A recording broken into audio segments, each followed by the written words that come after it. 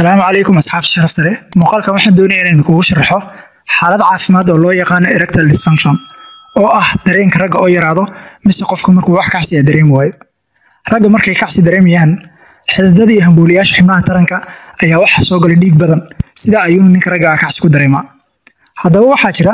xaalad caafimaad oo keenaya inuu ninka ragga wax kacsi dareemo waayo xaaladaha caafimaad ee keenaya inuu ninka ragga wax kacsi dareemo waayo waxa kamid ah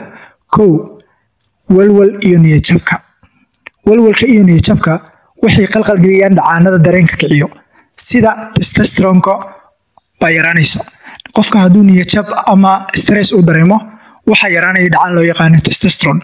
testosteron xiniyaha ayaa laga sameeyaa laakiin sameynteeda waxa maamulo maskaxda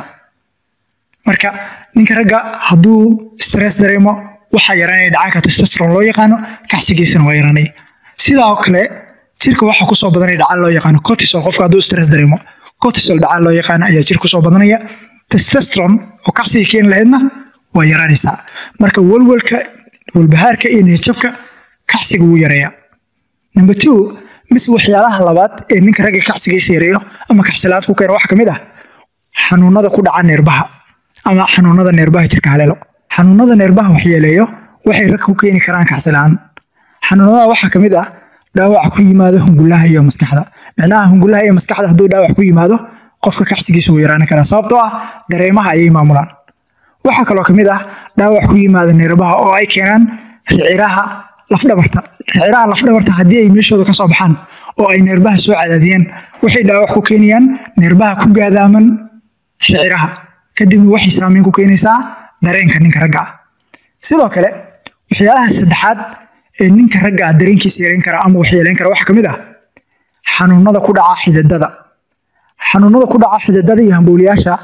sidoo kale atherosclerosis xanuun loo yaqaan oo ah marka ay baruur xirto xididada